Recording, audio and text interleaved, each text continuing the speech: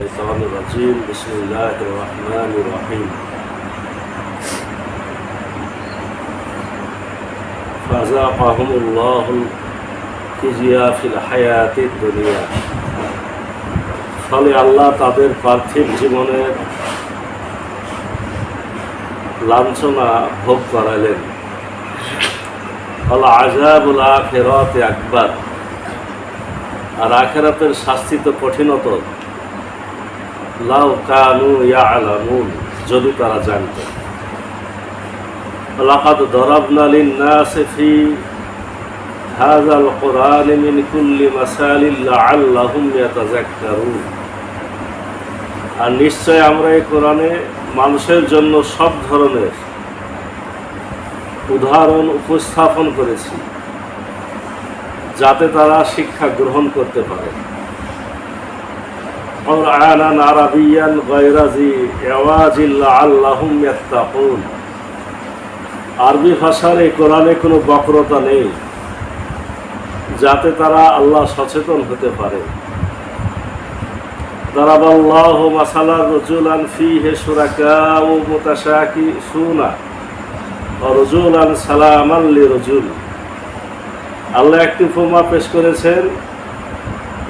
এক ব্যক্তি যার শরীক অর্থাৎ প্রভু অনেক,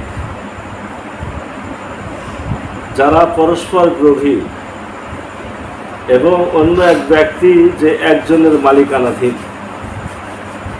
হাল ইয়াস্তাবিয়ানি মাসালা, দৃষ্টান্তের দিক থেকে এই দুইজন কি সমান? আলহামদুলিল্লাহ, প্রশংসা আল্লাহরই প্রাপ্য। বাল আকসারুহুম লা ইয়ালামুন, কিন্তু তাদের অধিকাংশই তা জানে না। ইন্নাকা মাইয়িতুন ওয়া ইন্নাহুম মাইয়িতুন, নিশ্চয় তুমি মরণশীল এবং তারাও মরণশীল। সুম্মা ইন্নাকুম ইয়াওমাল কিয়ামাতি ইনদা রাব্বিকুম তাখতাসিমুন, অতঃপর কিয়ামতের দিন তোমরা একে অপরে তোমাদের প্রতিপালকের সামনে বাকবিতণ্ডা করবে। ফামান আযলামু মিম্মান কাযাবা আলাল্লাহি ওয়া কাযাবা বিসসিদকি ইজ্জা, তার চেয়ে বড় জালিম আর কে হতে পারে যে আল্লাহ সম্পর্কে মিথ্যা বলে এবং সত্যকে মিথ্যা প্রতিপন্ন করে। আলাইসা ফি জাহান্নামা মাসওয়াল লিল কাফিরিন, অমান্যকারীদের আবাসস্থল কি জাহান্নাম নয়? আল্লাযী জা বিসসিদকি ওয়া সাদ্দাকা বিহি উলাইকা হুমুল মুত্তাকুন, আর যে সত্য নিয়ে এসেছে এবং যে তা সত্য বলে মেনে নিয়েছে তারাই আল্লাহ সচেতন ব্যক্তি। লাহুম মা ইয়াশাউনা ইনদা রাব্বিহিম, তাদের জন্য তাদের প্রতিপালকের নিকট তাই রয়েছে যা তারা চাইবে। যালিকা জাযাউল মুহসিনিন, এটাই সৎকর্ম পরায়ণদের পুরস্কার। লিইউকাফিরাল্লাহু আনহুম আসওয়াল্লাযী আমিলু ওয়া ইয়াজজিয়াহুম আজরাহুম বিআহসানিল্লাযী কানু ইয়ামালুন, যাতে তারা যেসব পাপকর্ম করেছে আল্লাহ তা ক্ষমা করে দেন এবং তাদেরকে তাদের সৎকর্মের জন্য সর্বোৎকৃষ্ট পুরস্কার দিতে পারেন। আমরা আজকে সূরা জুমার 26 থেকে 35 নম্বর আয়াত তেলাওয়াত করলাম, অর্থ বললাম। রব্বুল আলামিন এই আয়াতগুলোতে খুব আকর্ষণীয় ভঙ্গিমাতে আমাদেরকে মৃত্যুর কথা, আখিরাতের শাস্তির কথা, আখিরাতে জালেম আর মজলুমের যে বাকবিতণ্ডা হবে সে কথাগুলো পেশ করেছে। রব্বুল আলামিন বলছেন, আল্লাহ তাদের পার্থিব জীবনে লাঞ্ছনা ভোগ করালেন, আর আখিরাতের শাস্তি তো কঠিনতর যদি তারা জানত। এই আয়াতটা শুধু গতকালকের আলোচনার ধারাবাহিকতা। গতকালকে আমরা আলোচনা করেছিলাম যে কিয়ামতের দিন কাফেররা মুখমণ্ডল দিয়ে তাদের শাস্তি ঠেকাতে চাবে। কেন? এরা ছিল জালেম। আল্লাহ বলছেন জালেমদেরকে বলা হবে তোমরা যা অর্জন করেছো তার শাস্তি আস্বাদন করো। এবং তাদের পূর্বপুরুষরাও অস্বীকার করেছিল, আল্লাহকে, রসুলকে, কিতাবকে অস্বীকার করেছিল। ফলে তাদের শাস্তি তাদের উপর এমন দিক থেকে এসেছিল যে তারা ধারণাও করতে পারেনি। আমরা এই আলোচনা গতকাল করেছি। আর আল্লাহ তার ধারাবাহিকতা আজকে বলছেন আল্লাহ তাদের পার্থিব জীবনেও লাঞ্ছনা ভোগ করালেন। যারা যুগে যুগে কুফরি করে, জুলুম করে, যারা পাপিষ্ঠ পাপাচারী, এরা যে শুধু আখেরাতে শাস্তি পাবে তা না, তাদেরকে দুনিয়াতেও দৃষ্টান্ত দেখানো হয়। আল্লাহ বলছেন দুনিয়াতে তাদের লাঞ্ছনা আর আখেরাতের শাস্তি তো আরো কঠিন যদি তারা জানত। এরপর আল্লাহ বলছেন ২৭ নম্বর আয়াত, নিশ্চয় আমরা এই কোরআনে মানুষের জন্য সব ধরনের উদাহরণ স্থাপন করেছি যাতে তারা শিক্ষা গ্রহণ করতে পারে। কোরআনে কিন্তু মিসাল বা উদাহরণ প্রচুর পরিমাণ দেওয়া আছে। এখানে যেমন উদাহরণ দেওয়া হলো এই পূর্বপুরুষদের, আগের জামানার, এবং রব্বুল আলামিন কোরআনে বিভিন্ন জায়গায় বলেছেন যে তোমরা ভ্রমণ করো, জমিনে ভ্রমণ করো আর দেখো যে আমি যারা মিথ্যাবাদী তাদের পরিণাম কি ঘটিয়েছি। রব্বুল আলামিন কোরআনে বিজ্ঞানের উদাহরণ, সত্য ঘটনার উদাহরণ, সত্য কাহিনী ইত্যাদি উদাহরণ এইভাবে উপস্থাপন করেছেন যাতে আমরা শিক্ষা গ্রহণ করতে পারি। এরপর আল্লাহ বলছেন আরবি ভাষার এই কোরআনে কোনো বক্রতা নেই যাতে তারা মানুষ আল্লাহ সচেতন হতে পারে। এই কথাটা আমাদের জন্য খুবই গুরুত্বপূর্ণ। কিছু শ্রেণীর আলেম ওলামা আছে যারা বলে যে সাধারণ মানুষ কোরআন পড়ে বুঝতে পারবে না। তারা কোরআন থেকে মানুষকে দূরে রাখার চেষ্টা করে, ভাবে যে আগের আমলের যে কি হিন্দু ধর্মে যে ঠাকুর বা ওদের পণ্ডিতরা বলে যে সাধারণদের জন্য ওদের গীতা বা রামায়ণ এটা পড়া নিষেধ। কেন নিষেধ সেটা আমরা এখন জানছি। মানে ওই সব জায়গাতে আমাদের শেষ রসুলের কথাও আছে, কোরআন আসবে সেটাও আছে। এই কথাগুলো গোপন করার জন্য তারা ঢেকে রেখেছে। আমাদের কোরআনে কি কোনো গোপন কিছু আছে? কোনো গোপন কিছু নাই। কিন্তু এক সময়ে এক ধরনের আলেম ওলামা ভেবেছে যেগুলো আমাদের পৈতৃক সম্পত্তি, এগুলা কেন অন্য মানুষেরা করবে? আল্লাহ বলছেন কোরআন সহজ, আল্লাহ বলছেন কোরআনে কোনো বাঁকা পথ নাই, আল্লাহ বলছেন কোরআন পড়লে হেদায়েত পাওয়া যায়। আর আমরা যদি উল্টা বলি যে কোরআন পড়লে মানুষ গুমরা হয়, কথা কি ঠিক হবে? হবে না। বরঞ্চ কেউ যদি কিছুদিন নতুন নতুন পড়ে ভুল বুঝে, ওকে বলতে হবে আরো পড়ো, আরো পড়ো। বেশি পড়তে থাকে একসময় তুমি কি হয়ে যাবে? তুমি ঠিক হয়ে যাবে। আল্লাহ বলছেন এই কোরআনে কোনো বক্রতা নেই। আল্লাহ কোরআন কেন দিয়েছেন? যাতে মানুষ আল্লাহ সচেতন হতে পারে। তো মুত্তাকি খালি আলেম ওলামা হবে, সাধারণ মানুষ হবে না। যে যত কোরআন পড়বে সে তত বেশি আল্লাহ আল্লাহ হবে, আল্লাহ সচেতন হবে। আল্লাহ একটি উপমা পেশ করেছেন, এক ব্যক্তি যার শরীক বা প্রভু অনেক, যারা পরস্পর বিরোধী, এবং অন্য এক ব্যক্তি যে একজনের মালিকানাধীন। দৃষ্টান্তের দিক থেকে কি দুইজন সমান? মানে একমাত্র মুসলমান হলো এক আল্লাহকে মানে, আর অন্য যত ধর্ম সে সাথে কাফের মুশরিক এরা বিভিন্ন জনকে মানে, তাদের প্রভু অনেক। যাদের প্রভু অনেক, এক এক প্রভু আবার এক এক মতের, একজনের সাথে আরেকজনের মিল নাই। দেখবেন হিন্দুদের ঘটনাতে ওদের দেবতারা যুদ্ধের মুখোমুখি হয়ে যায়।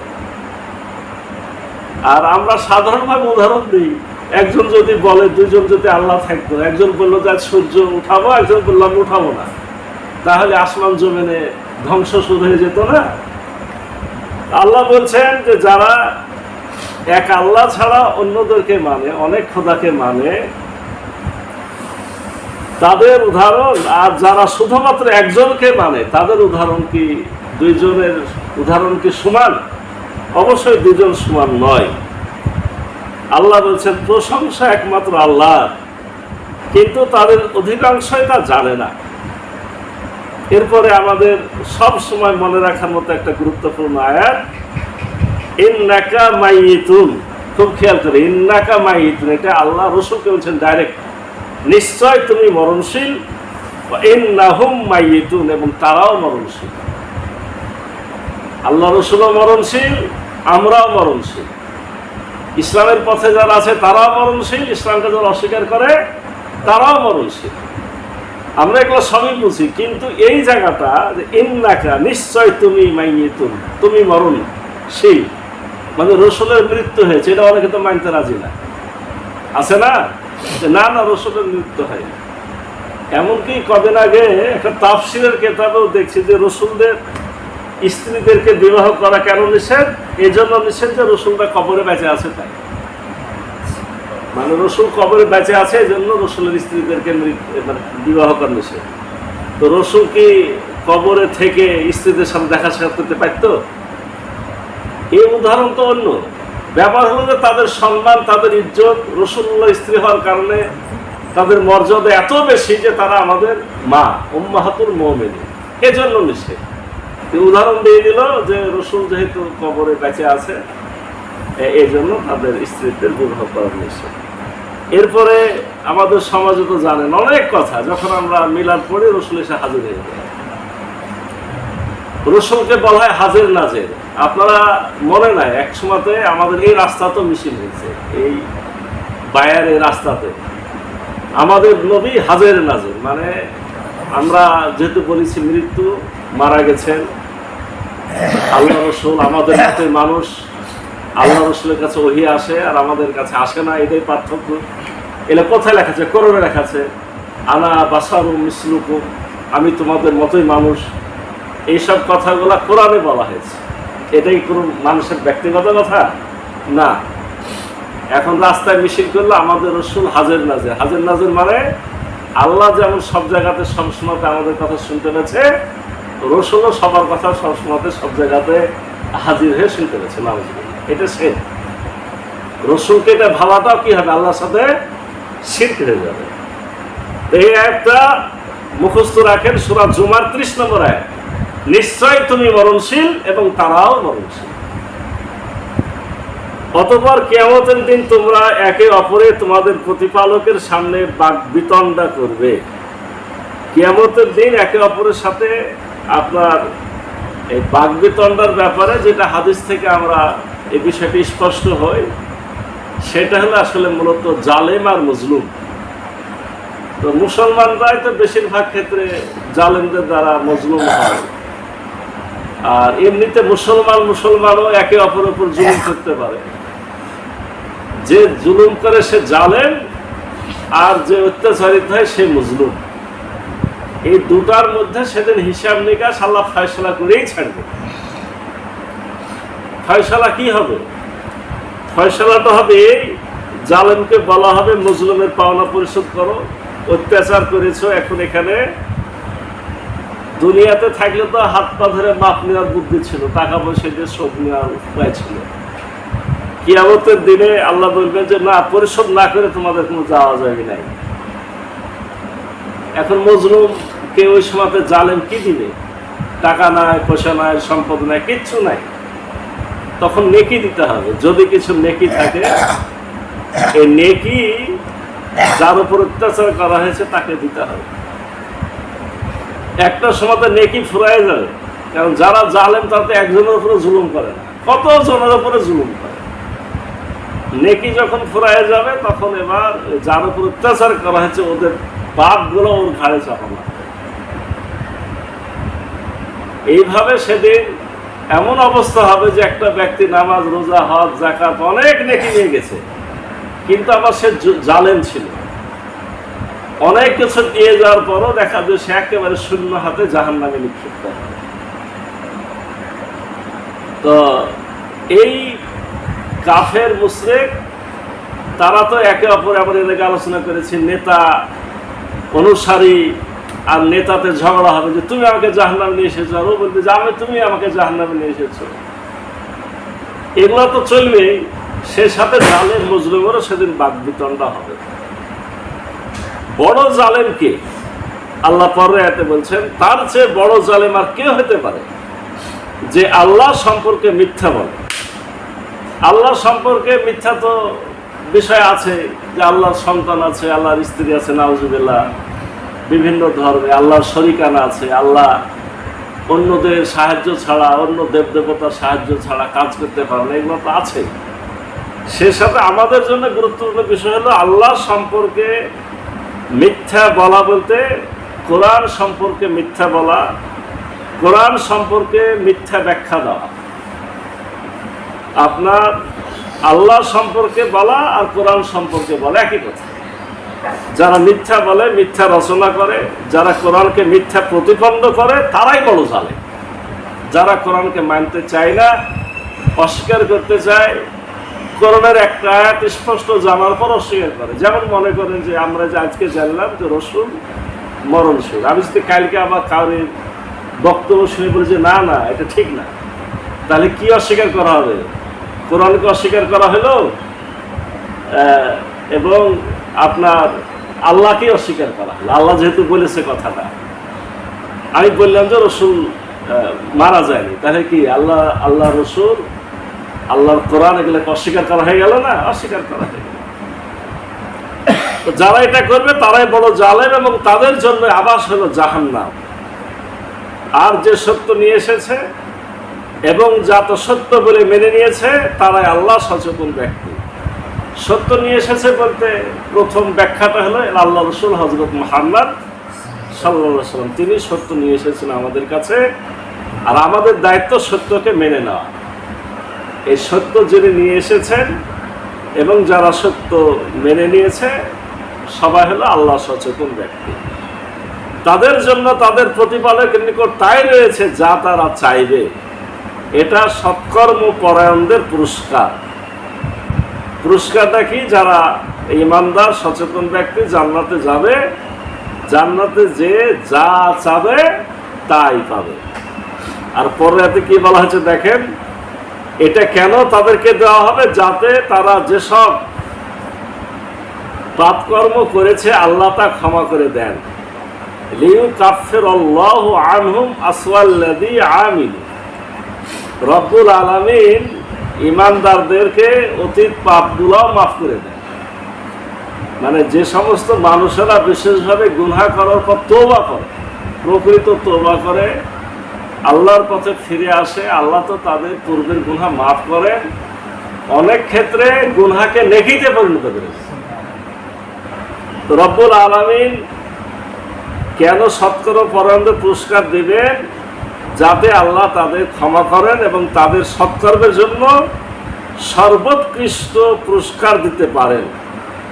এই আহসানাল্লাযী কানু ইয়ামালুন, আরো উত্তম পুরস্কার দিতে পারেন। এর ব্যাখ্যাটা দেওয়া হয়েছে আগের আয়াত আর পরের আয়াত মিলে। একটা হলো শুধু আমলের পুরস্কার, যতটুকু আমল করেছেন ততটুকু।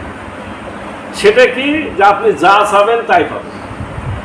আর পরের আয়াতে বলা হয়েছে আল্লাহ যে অতিরিক্ত আপনাকে দেবেন সে পুরস্কার। সেটা কি? আপনার মনে যা কল্পনা করবে আল্লাহ তাও দেবেন। কেননা আপনি তো জান্নাতের সব কিছু চিনেনই না, আপনি কি চাবেন? আপনি নাম তো বলতেই পারবেন না, কি চাবেন আপনি? তো এই জন্য আপনার মনে মনে যেটা আকাঙ্ক্ষা করবে এটা কেমন দেখা দরকার, সেটা খাওয়া কেমন বোঝা দরকার ছিল। আকাশ দিয়ে পাখি উঠে যাচ্ছে, পাখির রোজটা খেলে ভালো হইতো, এটা ভাববেন। ভাবার সাথে সাথে সেটা আপনার কাছে খাদ্য হিসেবে হাজির হয়ে যাবে।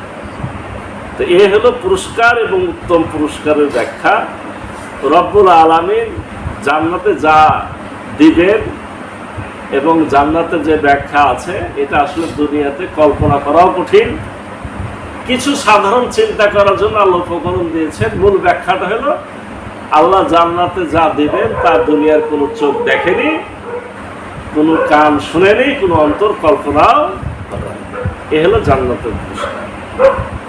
রব্বুল আলামিন এই আয়াতগুলো থেকে আমাদের আখিরাতের হিসাবের ভয়, শুধুই মাত্র এক আল্লাহর দাসত্ব করার আগ্রহ, রাসূল সাল্লাল্লাহু আলাইহি ওয়াসাল্লাম সম্পর্কে আমাদের সঠিক ধারণা এবং জান্নাতে যাওয়ার আগ্রহ আমাদের ভিতরে আল্লাহ বৃদ্ধি করে দিন। সকলে